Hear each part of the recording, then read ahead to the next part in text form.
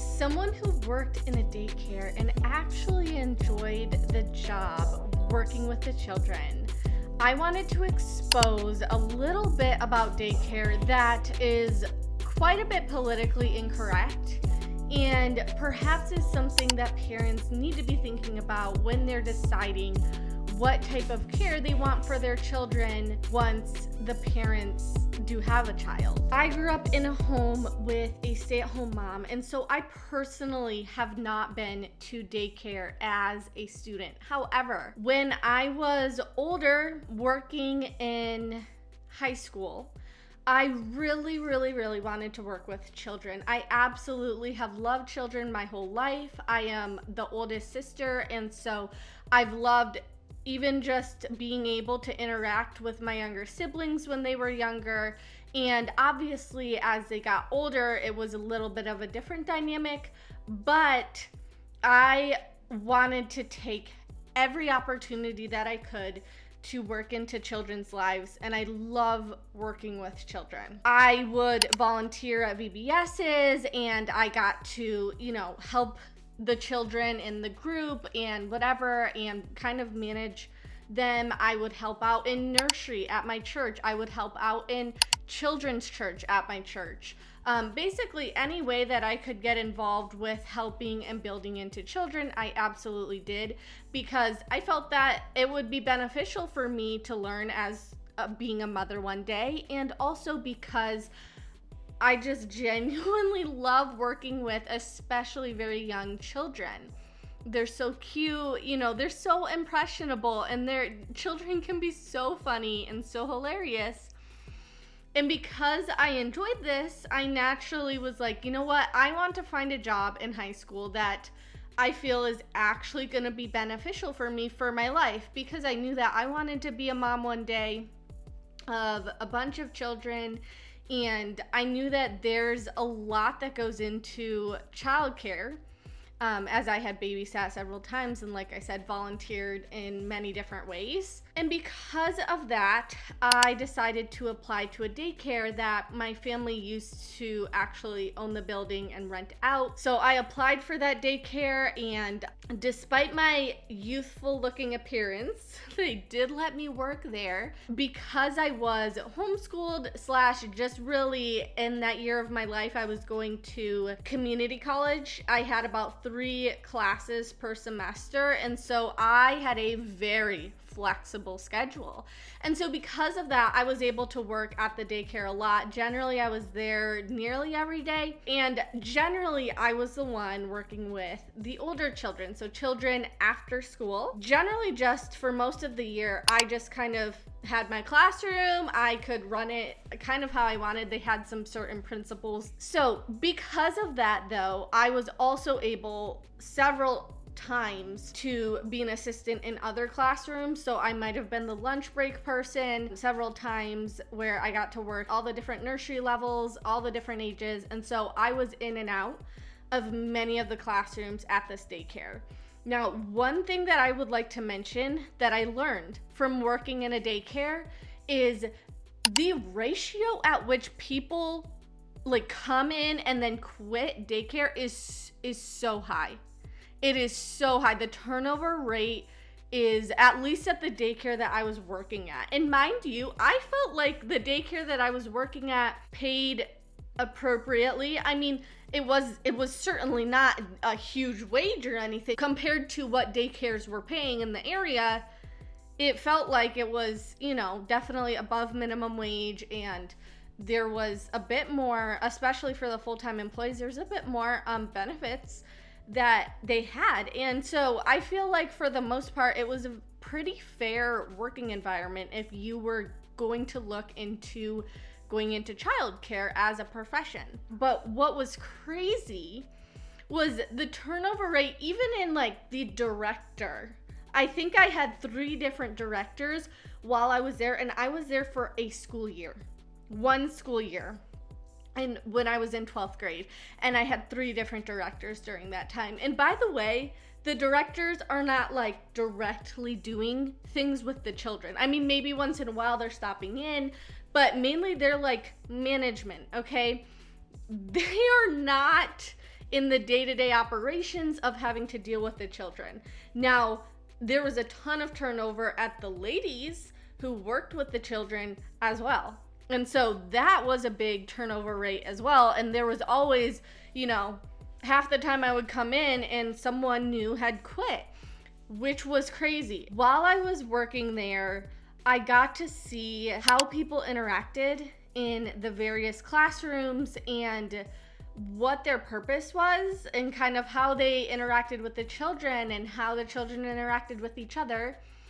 And while I will say this was a very nice daycare, like this was one that was known to be very great for your children. They had educational classes even for your very young children. They had a very nice facility. It was clean. The workers were generally very nice people. They were very professional. Even with that nice facility, the ratios of people to children that were required, even just by the state, they were so crazy. You might have 2 people in the baby room and you're having 2 people watch 5 or 6 babies at once. And that's like your little baby infants. So these little baby infants would be in this infant room for the however long, and then they would go to the 1-year-old room. And then there was a whole different set of employees there who worked at the 1-year-old room. And that would be 2 people to another 5 or 6, maybe 7 1-year-olds. And then there was like another 1-year-old room that might have another 2 employees to 5 or 6 or 7. And then there was a 2-year-old room, which there was about 2 employees to 10 2-year-olds. The thing that I noticed was not so much that any of these people were like neglectful of children. They certainly weren't, but there definitely had to be a very, not only a strict schedule, but something that everyone had to follow. And so even for these very young children, there was a spot in place where they couldn't always be held. You can't, if there's 5 crying children at once, like you can hold 2, your partner maybe can hold 2, but like if you're trying to get everyone settled at the same time, it's very difficult to do so,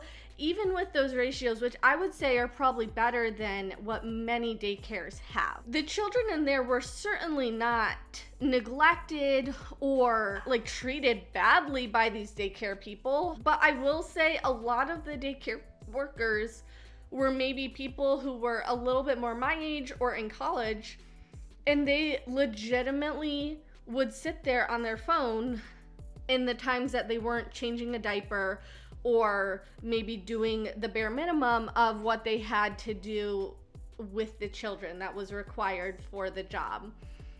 And these poor sweet children were just like, they adapted, right, as best as they could as very young children. And so they would play with each other and like just learn that, okay, well, I guess we can't, right, we're not gonna be, this lady's gonna be on her phone, and so she's not going to try. But you would see these children trying to just get attention from anyone that would pay attention to them, just trying to maybe tell a funny story, or these little 2-year-olds being like, oh, I did da.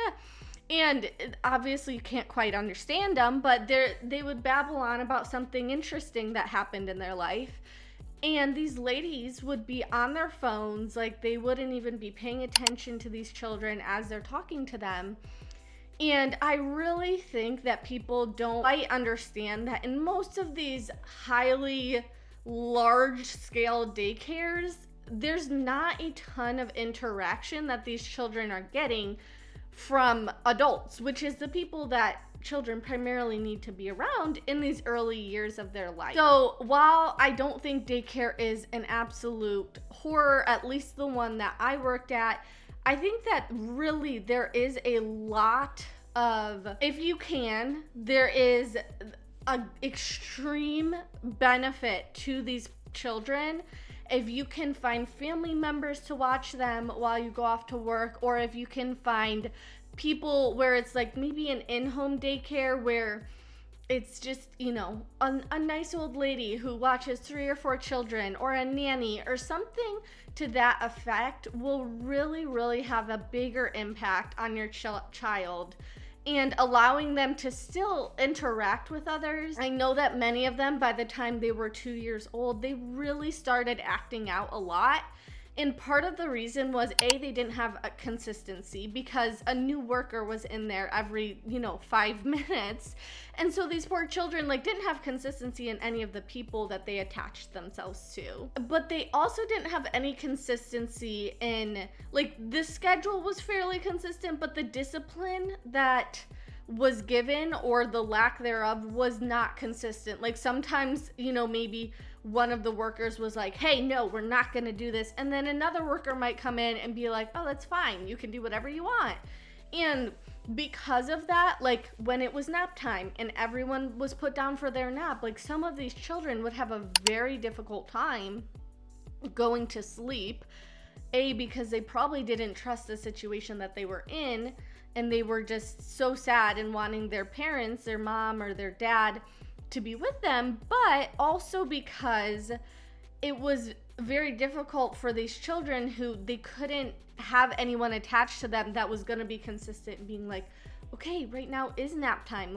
Let's work on getting to sleep. Many of the children would just decide by throwing a temper tantrum, quite frankly, that they weren't going to nap. And because many of the daycare workers were just not consistent in the way that they're approaching these children, these poor children were becoming so sleep deprived, and their parents every day would ask, did they take their nap? The workers would have to say, no, they didn't take their nap, but there was no one really enforcing that. And so I remember several times where I would come in to help out and it was around nap time. There might be a couple of the kids who decided that they weren't going to take their nap today, that they were just going to throw a tantrum.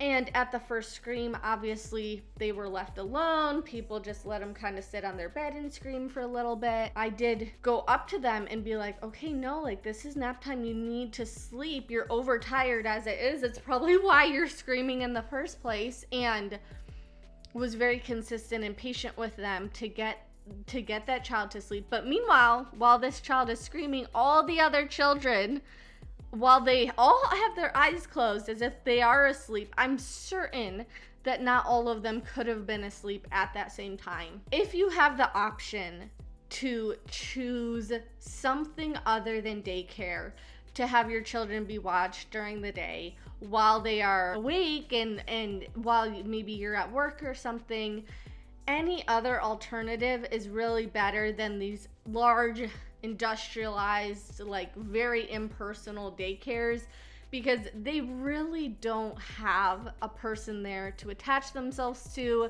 It's very difficult for the children. They cry and they scream. A lot of them do all day. Some of them even struggle with these behavioral issues, and some of them with mental issues too, and they really need something, a lot more interpersonal communication and working with them one-on-one than a daycare setting. And it is very hard to see. And as much as I absolutely adore children, and I loved working with them, even when they were a little bit more difficult and you did have to be much more patient with them. But I still love being able to work with these children who in some of their households there was love. Their parents absolutely loved them, but at the daycare there might have not been that attention given to them. And so it was great to be able to work in their little lives and try to give that attention to them that they were missing, whether that was at home or at the daycare. All in all, I would encourage you, if you are considering daycare for your child, listen to people like me who have worked in a daycare. I didn't work there for long, and I know that there's many other people who've worked in a daycare who may have worked there for a short period of time, it may be for a long period of time, but really, truly, they have stories to tell. And listen to your intuition, listen to your guilt. If you feel like it's not a safe place for your child, it probably is not going to be. This is just my story with working in a daycare. Thank you guys so much for listening. I talk about all things living an intentional life rooted in God's word. And so, talking about daycare and maternity leave and items like this, I do a little bit, and then I also have just living an intentional life in general, thinking and building our mindset to be around a very intentional goal. I hope that this enlightened you, and if it did, please send it to a friend to share this information with them. I would also say I would listen to Suzanne Venker and Erica Komisar to learn a lot more about the statistics behind daycare and daycare sleep. If that's something that you're interested in, I highly recommend listening to both of them. You can just search them on YouTube.